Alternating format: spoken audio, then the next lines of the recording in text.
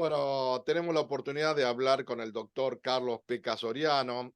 Va a presentar un libro esta semana, mejor dicho, que tiene que ver con una cuestión que nos atraviesa a todos, que tiene que ver con una cuestión filosófica, una cuestión de trascendencia, pero también cómo las nuevas tecnologías, los nuevos avances han modificado también algunas cuestiones que tienen que ver con morir en dignidad, con dignidad en nuestro país. Hay experiencias en Neuquén, en Río Negro, con respecto a, a lo que es la muerte asistida. Hay cuestiones que nos parece que se tienen que seguir debatiendo y principalmente son temas que tienen que estar en las políticas públicas. Carlos, muchas gracias por tu tiempo y apelando a tus tantos años de experiencia como médico intensivista, de terapia intensivas y también de bioética. ¿Cómo podemos empezar a definir qué es la muerte? Porque cada cultura lo ha definido de una manera, los avances técnicos, científicos, tecnológicos lo han definido de otra. Y no, me gustaría definir esto porque tiene que ver con el anclaje después lo que significa morir con dignidad. Bien, está muy buena esta primera aclaración. Bueno, primero, gracias por invitarme. Eh, Está buena esta aclaración porque desde 1968, vos sabés que el comité de Harvard se reunió y hasta 1968 se moría una persona cuando se le paraba el corazón, cuando ya el corazón dejaba de funcionar, dejaba de respirar, la persona estaba muerta. Luego de eso redefinieron la muerte cuando todo el encéfalo, vale decir, la parte superior del cerebro y la parte inferior del cerebro, que está en el tallo cerebral, todo el encéfalo estaba muerto. Vale decir que ese paciente ya era incapaz de tener una neurona viva en su organismo y como sabemos las neuronas son irrecuperables. Vale decir que eso no se dio por casualidad, eso se da después de que Barnard en 1967, en diciembre del 67, hiciera su primer trasplante del corazón. Entonces se veía que había muchos pacientes indefinidamente en respiradores, en forma 1 año, 2 años, permanecían ahí y nunca más iban a recuperar su conciencia, que como sabemos es la que rige la vida de un ser humano. Vale decir que en ese momento redefinieron la muerte y toda persona que tenía todo el encéfalo muerto, vale decir, la corteza y su tallo encefálico muerto, hay varias pruebas para determinarlo, más en electroencefalograma, 2 electroencefalogramas, se determina legal y éticamente que esa persona está muerta, vale decir que es pasible de ser donante de órganos. Con la ley Justina sabemos que quien no haya declarado su voluntad de no ser donante de órganos es un donante presunto. Y a diferencia de lo que sucedía antes de la ley Justina, ningún familiar se puede negar a eso. Vale decir que si vos no has ido a declarar que no querés ser donante de órganos y te acontece lamentablemente un accidente cerebrovascular o tenés un traumatismo craneal y tu cerebro muere, vos sos un donante presunto de órganos, vale decir que legalmente podés salvar muchas vidas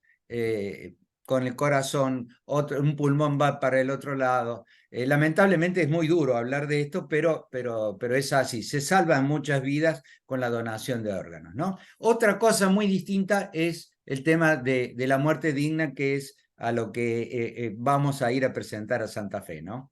No, no, bueno, pero bien vale esta aclaración porque me parece que hay que contextualizarlo porque muchas veces no se tiene en claro esto, ¿no? Y creo que Claro. es importante a la hora de hablar de cómo nos tratan el sistema médico, el sistema de las obras sociales, el tema de estar conectado, las máquinas, la evolución que ha tenido, pero bueno, se habla ahora de un respeto, una decisión que se toma individualmente y que muchas veces la familia tienen que respetar la decisión que tenemos nosotros en vida.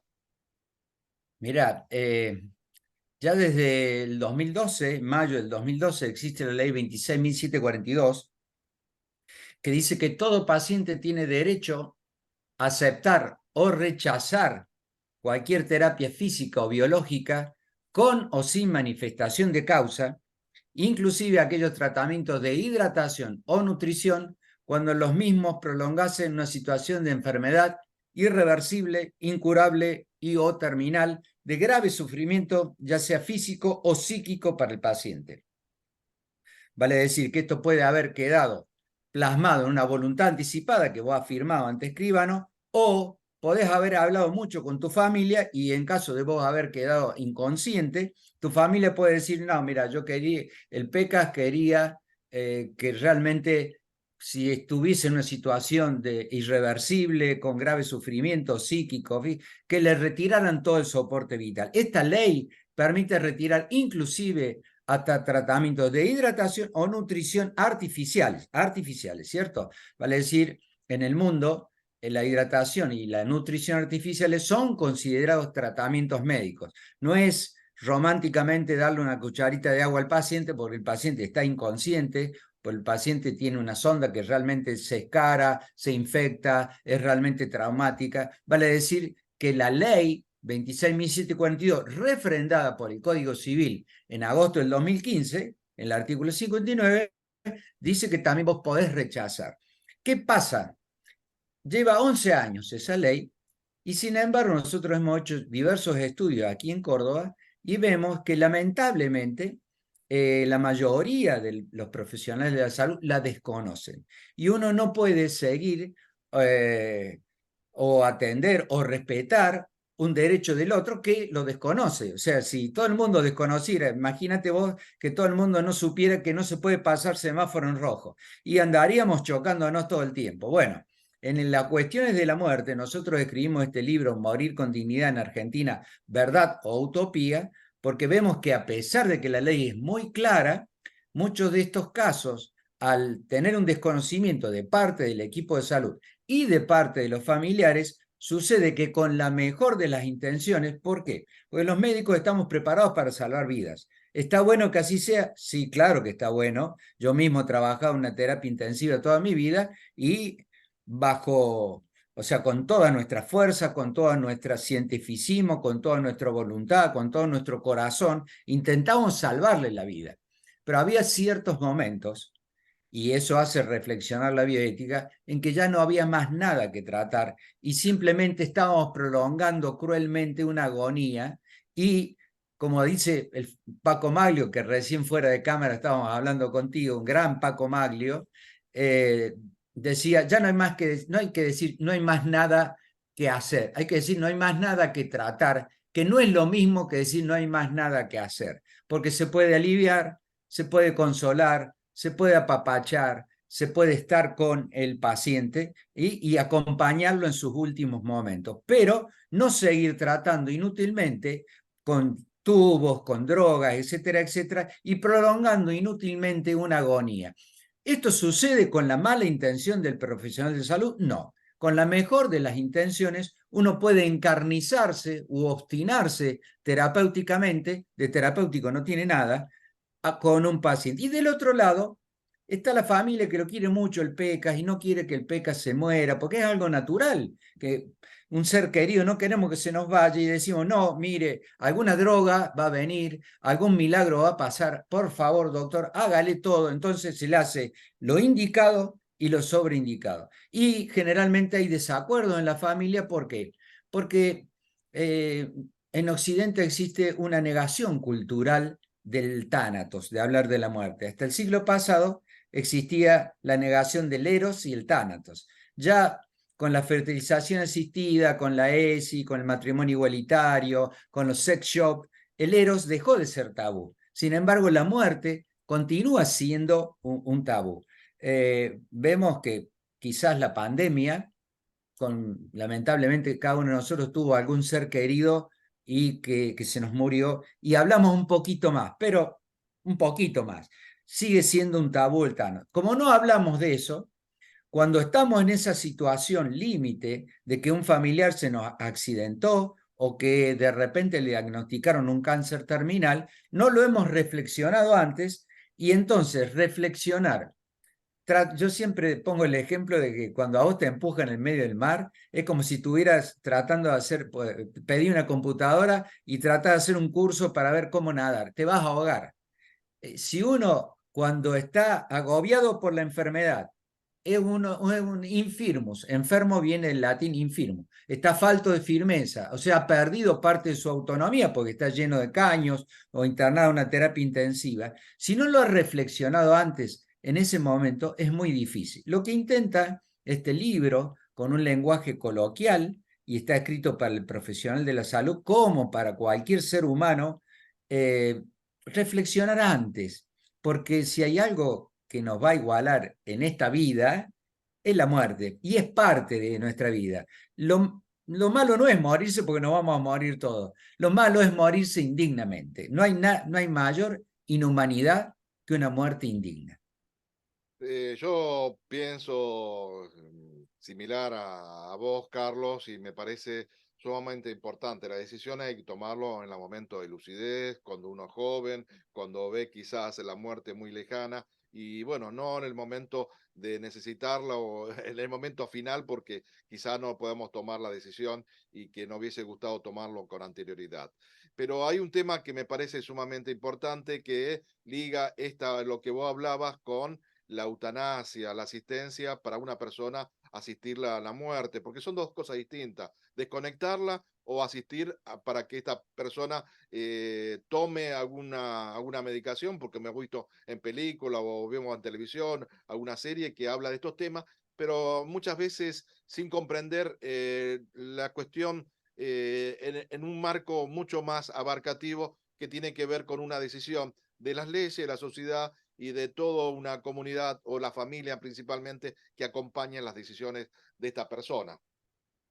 Claro, muy bien la diferenciación. Una cosa es la muerte digna, que está legalizada ya desde el 2012, como bien hablábamos, y está refrendada por el Código Civil. Y otra cosa son los 5 proyectos de ley de eutanasia, que es la finalización intencional de la vida de un paciente por parte del médico a pedido del paciente, cuando existiera una enfermedad irreversible, incurable, de grave sufrimiento. O sea, mira, acá está la primera diferenciación. Tiene que ser el paciente el que la solicite.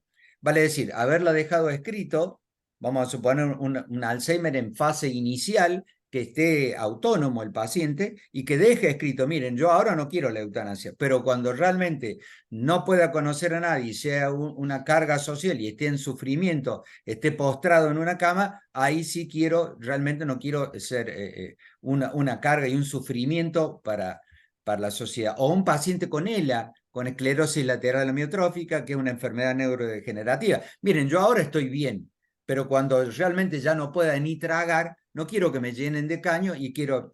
Entonces, esta ley de eutanasia, que hay 5 proyectos, uno de ellos presentado por nosotros de 2029, de 2021, o sea que ya lleva durmiendo en los cajones, lleva bastante, ¿no? Hay 5 proyectos de diversos partidos políticos. Esto atraviesa cualquier ideología política porque nos involucra a todos, que son muy seguros. ¿Por qué?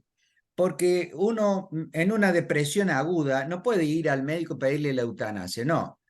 Tiene que pasar primero por el médico de cabecera, por un médico consultor y por una consejería que está formada por profesionales de la salud mental que determinan que el PECAS no está en una depresión aguda, que se peleó con la novia o se le murió el gato o le amputaron una pierna y está deprimido y que puede ser yugulado con una psicoterapia o con drogas, etcétera, etcétera, o que esté sufriendo un dolor realmente insoportable que pueda ser remediado con la medicina paliativa. Vale decir que estos pacientes tienen que pasar previamente por todas estas etapas para poder solicitar la eutanasia. Vale decir que no es para cualquiera que esté deprimido o que sufra cualquier enfermedad. Tiene que ser realmente incurable, irreversible, de grave sufrimiento, ya sea físico o psíquico. Luego de que haya pasado, se aprueba o no se aprueba la finalización intencional de la vida de este paciente. En todos los lugares en donde está legalizado es muy segura y representa una mínima proporción de todas las muertes. ¿Esto es ampliar derechos? Sí. Y cuando uno amplía derechos y no hiere a un tercero, yo creo que en una sociedad realmente supuestamente liberal y que queremos ser todos autónomos y queremos decidir.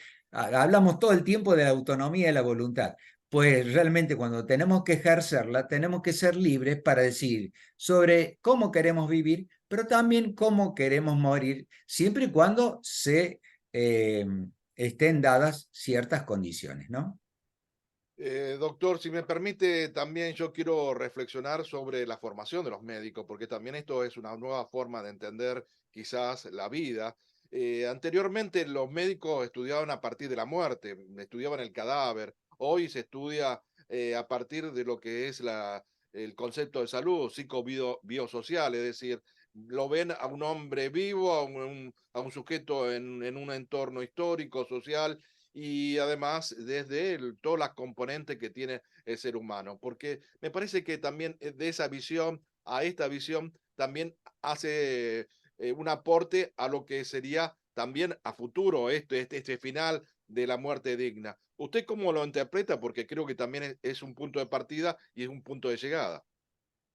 Justamente, está muy buena la pregunta porque realmente se ha modernizado mucho la medicina con el tema de la bioética. Yo adelante mío, cuando viene un paciente al consultorio, no es una máquina la que viene, viene una persona que es un ser indivisible, tiene valores, tiene principios, tiene creencias, tiene toda una historia de vida que es distinta al paciente que va a seguir. Vale decir que tengo la obligación, y así lo indica la bioética, de estudiar qué es lo que es un valor, qué es lo que es un principio, qué es lo que es un derecho, respetar la historia de vida de ese paciente, la cultura de ese paciente, para poder así brindarle una mejor medicina, una medicina más humanizada. Justamente la bioética, el primer libro de bioética se llamó Un puente hacia el futuro, y que trataba de unir eh, la ciencia y las humanidades que se habían divorciado, ¿no?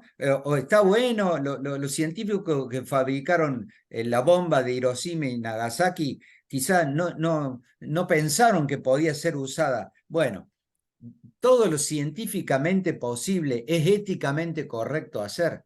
Bueno, eso reflexiona la bioética y para eso nosotros estamos propiciando aquí en las facultades de medicina de Córdoba, como lo es ya en Uruguay y como lo es en una universidad privada acá de Córdoba, que la bioética sea una materia en todos los años de medicina. Porque no puede ser que nosotros estemos frente a un ser humano y no sepamos que ese ser humano tiene valores, tiene dignidad, tiene principios, y nos preguntan qué es un valor y ni siquiera sepamos qué es un valor.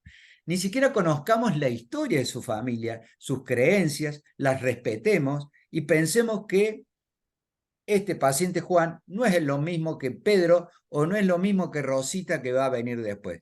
Tiene una historia y esa historia debe ser respetada, tiene una cultura y esa cultura debe ser respetada. Eso nos enseña la bioética y eso hemos intentado. Yo llevo más de 28 años estudiando esto y realmente creo que me ha cambiado la vida, me ha abierto la cabeza y creo que todos los profesionales, no solo los médicos, los profesionales de la salud, deberíamos ampliar nuestra visión holística del otro para poder tener una medicina más humana, más empática. Y hablando en este contexto histórico, me parece que en este momento, cuando usted hablaba de libertad y es totalmente distinto al libertario, vamos a aclarar eso porque son cosas No, que no, no, no coinciden. nada que ver, Nada que nada ver. que ver. No, uno entiende que la responsabilidad del Estado es fundamental, estructural dentro de las sociedades y principalmente en las políticas públicas. Y digamos, desde una concepción donde el Estado sea el garante de la salud pública, me parece que es fundamental, porque la libertad de mercado creo que al pobre quizás no lo atienda como corresponda y bueno, y creo que hay que garantizar desde el Estado cuáles son los criterios, las formas y de qué tipo de derechos estamos hablando y estamos ejerciendo, porque si no sería letra muerta un derecho si no se tiene las garantías de poder llevarlo adelante. Vas tocado un punto álgido. Mira, desde el siglo XVIII, Kant decía, el Estado es el responsable de resguardar las libertades individuales. Y qué mayor libertad aquella que poder vivir dignamente y como parte final de esa vida poder morir dignamente. Cuando hablamos de liberalismo, hay algunos que hablan de liberalismo y no lo han leído a John Rawls, a John Stuart Mill, a Jeremy Bentham, etcétera, etcétera. ¿Qué decía John Rawls, que tiene un libro que se llama Teoría de la Justicia? Todos los bienes que posee la sociedad, ya sea de riqueza, herencia, trabajo, productividad, etcétera, etcétera, deberían ser repartidos en forma igualitaria, a menos que una distribución desigual devenga en beneficio de los menos aventajados. Ícono del liberalismo. O sea, por ahí hablan del liberalismo y no han leído la Biblia del liberalismo. Me parece que tienen malas interpretaciones, que son sesgados o tienen algún sentido contrario de la mentira, sería. Y yo diría que sí. Yo diría que sí. El leer sobre la libertad de John Stuart Mill es una joyita ese libro. Es una joya. Bueno, entonces estamos de acuerdo que la función del Estado tiene que estar presente en la Claro, pública. claro. El Estado tiene que ser maximalista y sobre todo, fíjese usted que en la salud pública, países que son altamente capitalistas como Inglaterra, tiene una salud pública con un sistema social e igualitario para todos los ciudadanos por igual. Bueno, y para ir cerrando, vamos a recordar que va a estar en la presentación del libro este viernes en el Salón de las Artes. El día, sí, el día 19, creo que es viernes. El Eh, viernes, el no, día, el día 14, el día 14 a las 19 horas, perdón. así es. Y El día es, 14 al 9 de julio 2955. bueno, y abierto para todo público, entrada libre, gratuita y además la posibilidad de charlar sobre temas que me parece que nos tienen que preocupar, son temas de agenda, porque tienen que ver con cada uno de nosotros y ayudarnos a pensar. Muchas veces es necesario. Doctor, no sé, la reflexión final, lo que quiera aportarnos, que haya quedado pendiente. Primero un agradecimiento a la red del final, de los derechos por el final de la vida, que me ha invitado cordialmente ahí a Santa Fe. Y segundo, que como decía este gran educador, la palabra educar no me gusta mucho, pero Paulo Freire era un maestro para mí. Nadie educa a nadie, nadie se educa a sí mismo. Los hombres se educan entre sí con la mediación del mundo. Lo más rico de todas estas presentaciones es el diálogo, es lo que hemos tenido vos y yo en este momento, el aprender mutuamente el uno del otro y el tratar de empoderarnos de saberes que nos hacen más autónomos, más libres. Bueno, muchas gracias, doctor. No, gracias a vos, que estés bien, que tengas un bello día. Gracias. Corto